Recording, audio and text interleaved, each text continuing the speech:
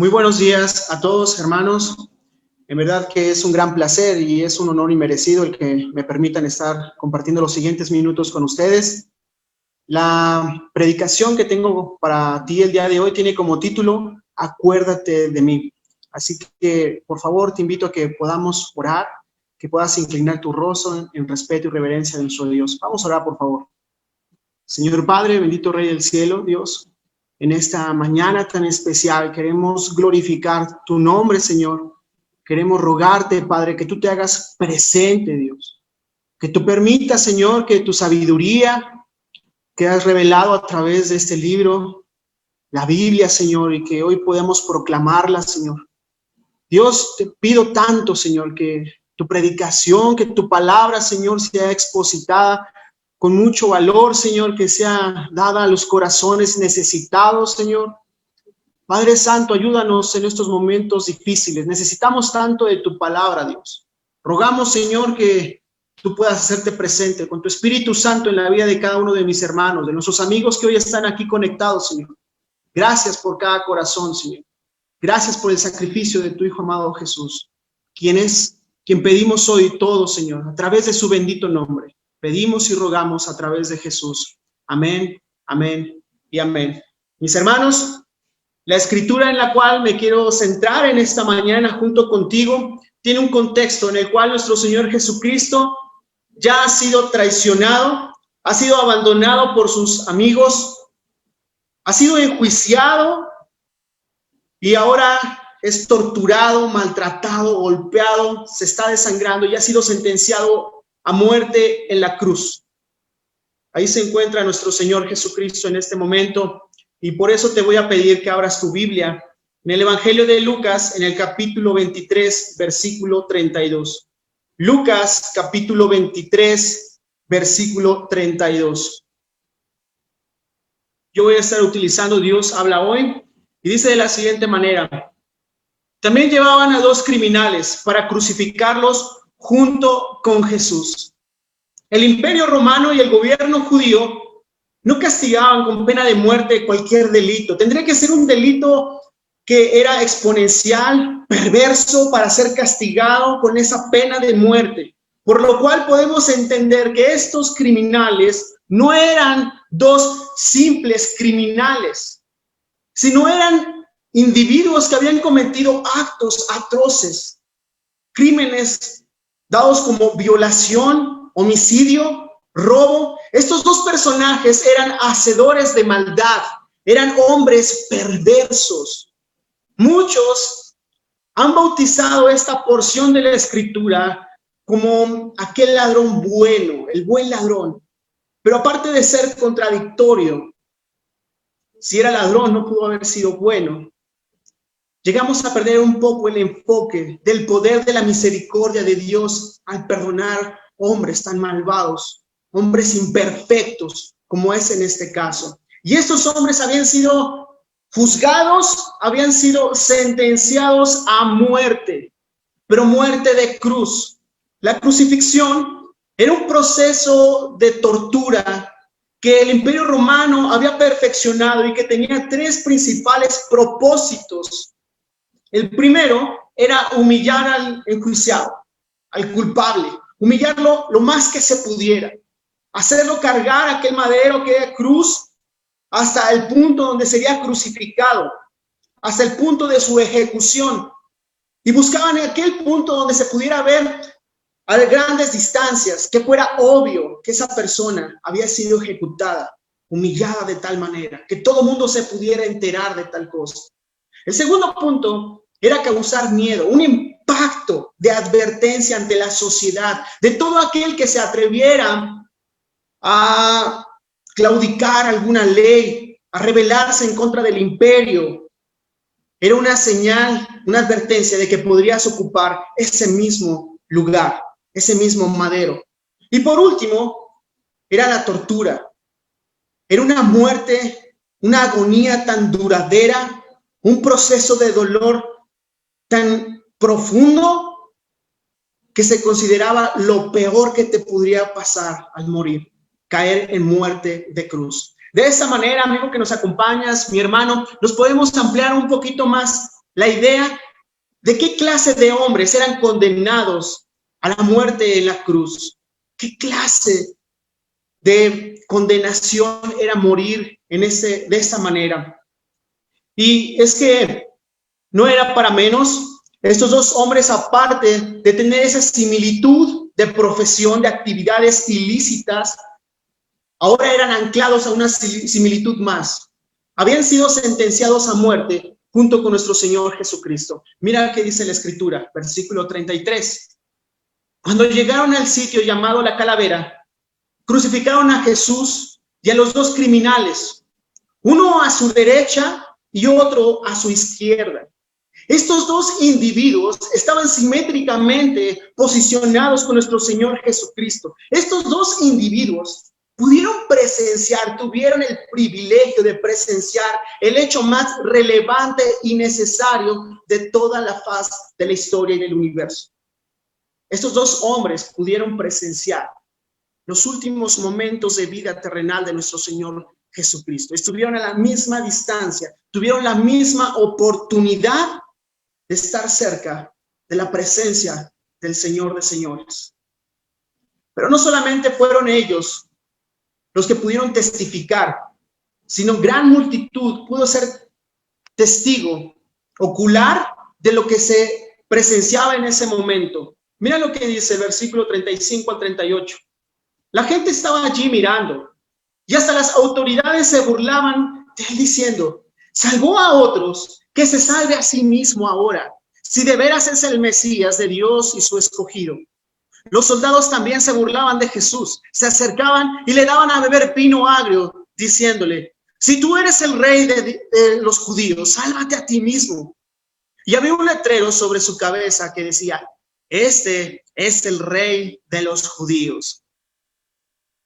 Mis queridos hermanos, te invito a que puedas apreciar cómo desde el versículo 35 hasta el versículo 38, la gente se ensañó, juzgó, humilló y señaló única y exclusivamente al Señor Jesús. Aquellos dos personajes, aquellos dos perversos, malhechores, hacedores de maldad, estaban también ahí junto con Jesús. Eran públicamente reconocidos como criminales. Y como habíamos dicho, no habían hecho actos de un modo, dijéramos, leve, sino eran personas que habían cometido delitos muy graves. Tal vez estaban ahí junto a toda esa multitud, padres de hijos asesinados por ellos, madres de hijas violadas por ellos. Gente que había dañado tanto a la sociedad. Pero en este momento, la muchedumbre, todos los que se encontraban en ese lugar, se enfocaban solamente en humillar, señalar, juzgar a Jesús. ¿Podría parecer algo descabellado? ¿Podría parecer para nosotros como algo totalmente fuera de sí? ¿Cómo es posible que no puedan ver que hay un inocente ahí y que hay dos hombres que son hacedores de maldad? Y para ellos no le es relevante, solamente Jesús. Pero sabes, hoy en día las cosas no van muy lejos a eso. Apenas en esta semana, a escasos 2 días, pude escuchar en la radio la noticia de que se ha legalizado la marihuana. Y que en muchos establecimientos, y quiero enfocarme en las universidades, hay o habrá espacios para que los alumnos o inclusive profesores puedan consumir marihuana, porque quieren respetar el libre albedrío de cada uno de ellos. Pero en estas mismas universidades se nos ha prohibido el poder entrar y compartir el evangelio del Señor, aunque parezca sorprendente.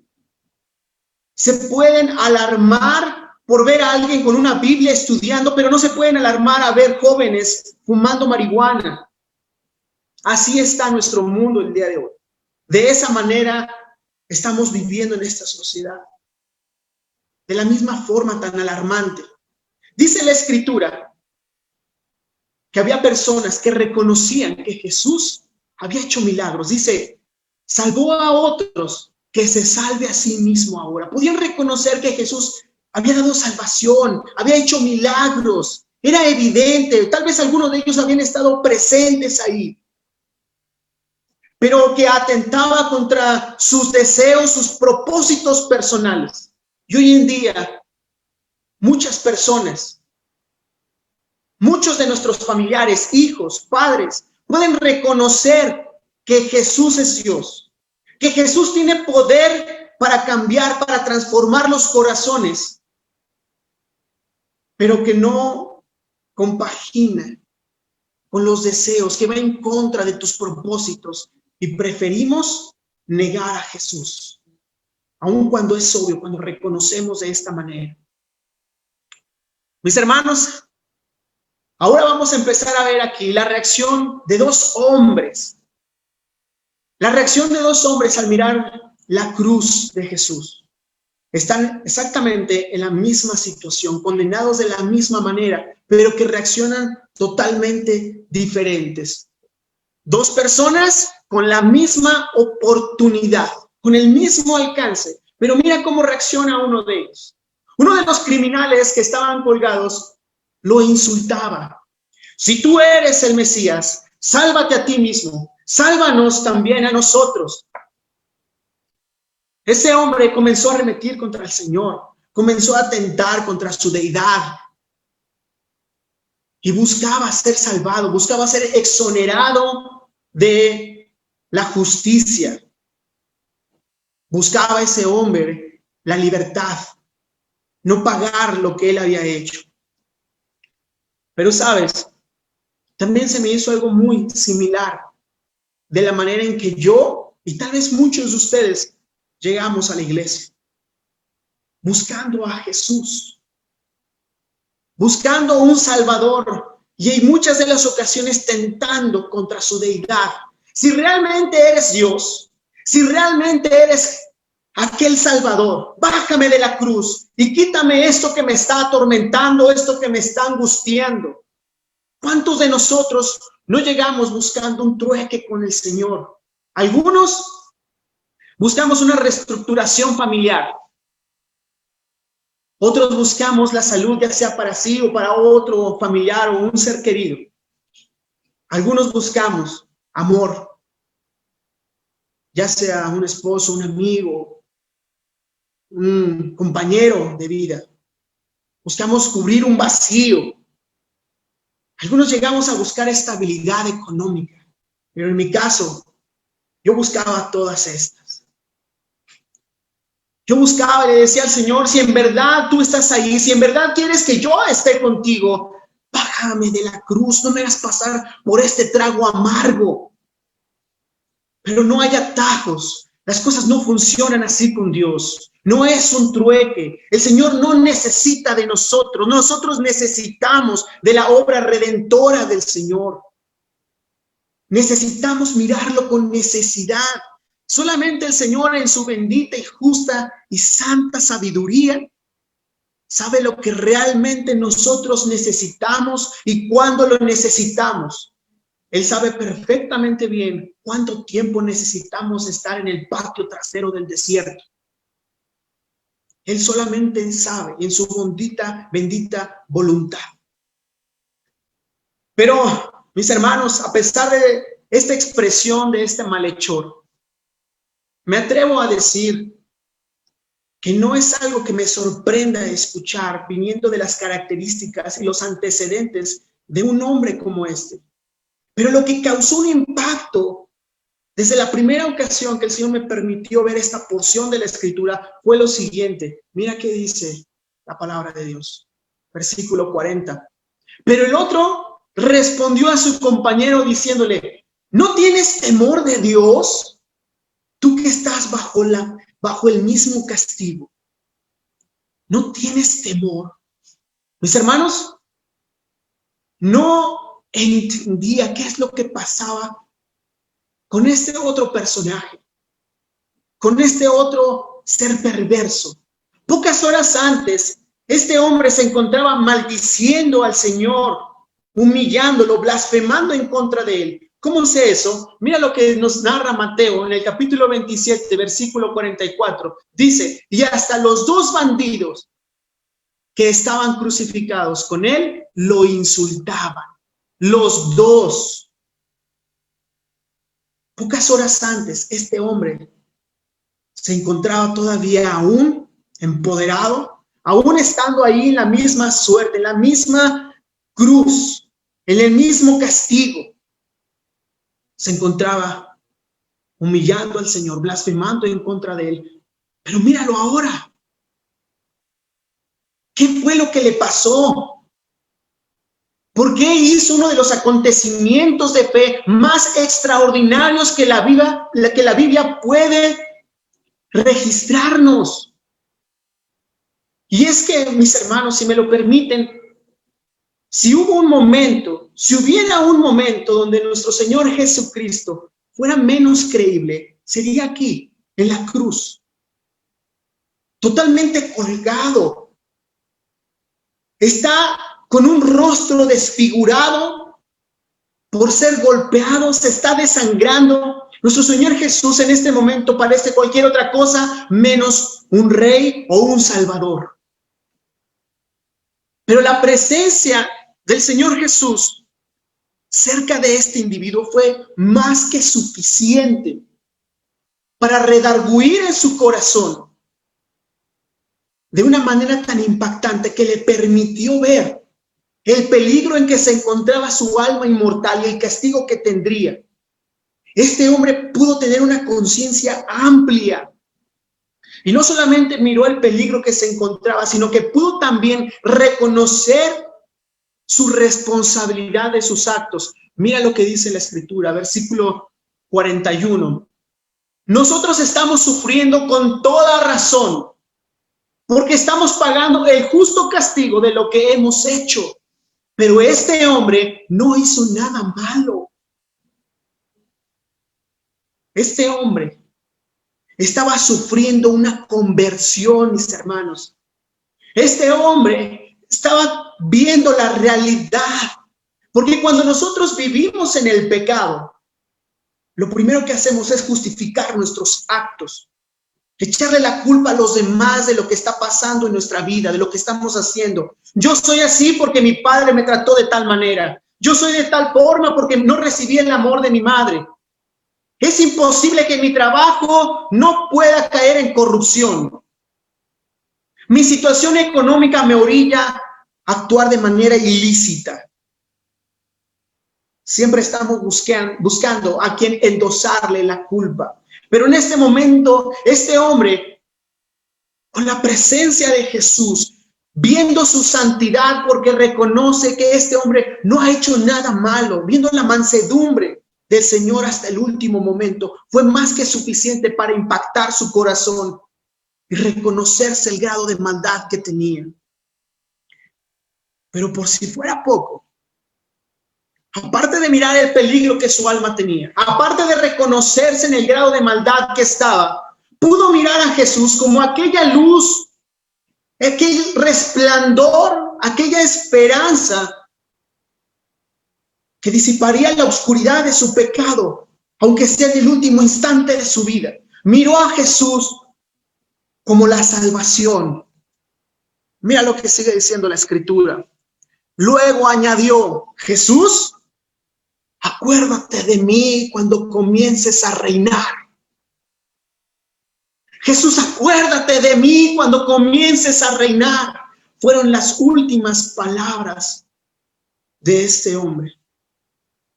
Tengo un amigo, mis amigos, hermanos, que es un tanto curioso, creativo, quiero llamarlo así, que siempre trata de hacer preguntas profundas. Ya sabes, ¿quién fue primero, el huevo o la gallina? ¿Ser o no ser? Y siempre anda tratando de profundizar en este tipo de preguntas. Y la semana pasada no fue la excepción. A inicios de la semana pasada me llegó a preguntar, ¿qué pasaría si, dadas las circunstancias, si el Señor permitiera que en los últimos momentos de tu existencia aquí en esta tierra tuvieras una lucidez, la conciencia plena y que se te permitiera aún expresar palabras, ¿qué palabras dirías? ¿Qué palabras son las que escogerías para ser las últimas en tu vida aquí en la tierra? Eso fue lo que me preguntó. Claro, le respondí que no sabía. No lo sé, le dije. Y es más, no quiero pensar en ese momento. No lo quiero hacer. Pero en esta semana, al estar preparando esta clase y encontrarme con estas palabras, en el último momento de un hombre perverso, un hombre pecador, exclamando, tal vez gritándolo, Jesús, acuérdate de mí cuando comiences a reinar. Cuando encontré estas palabras, mi amigo, camarada, ahora sí ya tengo una respuesta para tu pregunta. Si el Señor me permitiera estar en esa situación, si las circunstancias se dieran, creo que yo también clamaría al Señor. Jesús, acuérdate de mi nombre. Señor, yo te ruego que tú te acuerdes de mí.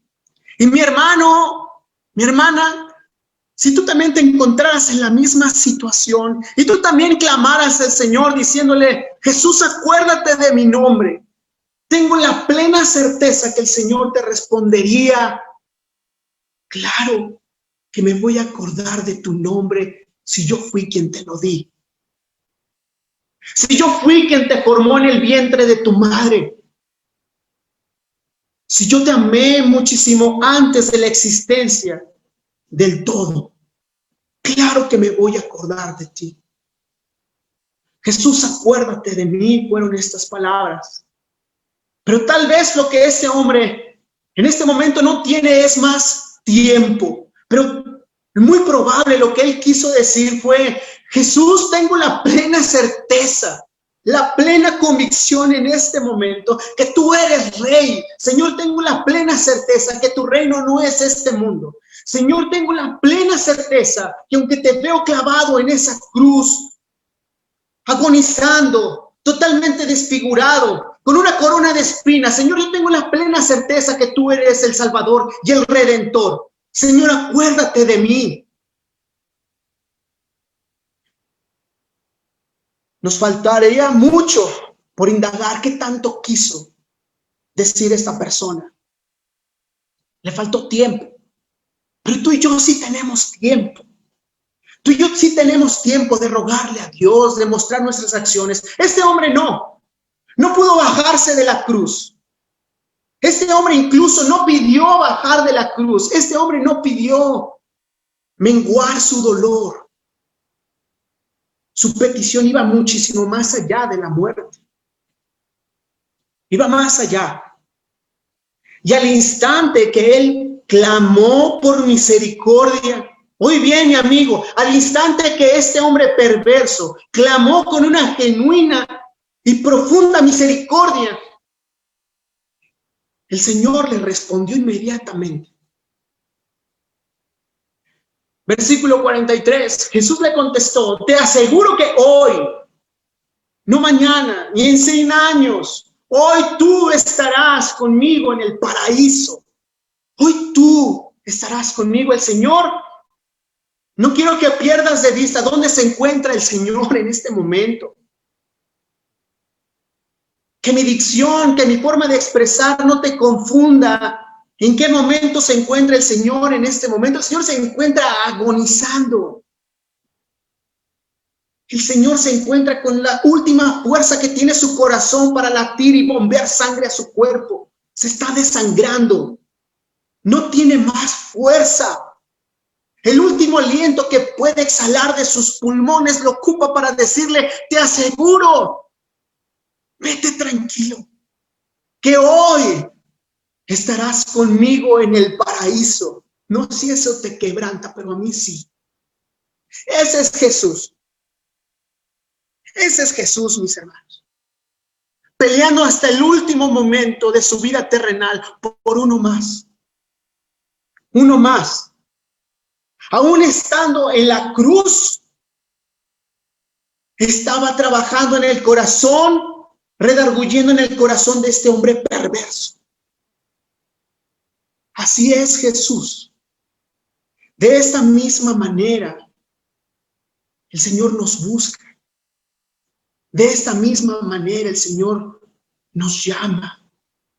Mi hermano, si hoy tú estás lidiando con un esposo, con una esposa, con un hijo, con un hermano, con un padre, con una madre inconverso,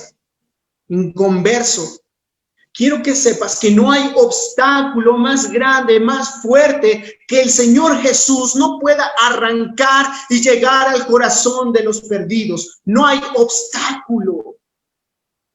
Acuérdate de mí. Acuérdate de mí. Acuérdate de mis hijos. Acuérdate de mi hijo, Señor. Acuérdate de mi padre, de mi madre. Acuérdate de mi hermano, Señor. No dejemos de clamar, no dejemos de pedirle al Señor. Su misericordia es grande y Jesús es un gran Salvador. Jesús es un gran Salvador. Aquí podemos ver el reflejo de dos personalidades. La humanidad está siendo dividida. Por favor, les pido que no estén rayando las láminas, las diapositivas. Muchas gracias. Aquí podemos ver dividida a la humanidad en el reflejo de estas dos personas. Lo que causó el impacto a dos personas de ver la cruz de Jesús. Para un hombre, la cruz de Jesús, la muerte de Cristo significó salvación. La cruz de Jesús le hizo reconocer su pecado y el peligro que su alma tenía. La cruz de Jesús le pudo hacer ver a Jesús como un rey, como esa deidad. La fe, al mirar la cruz de Jesús, este hombre pudo ver más allá de la muerte. Ya no le importó las circunstancias, ni quiso tener atajos.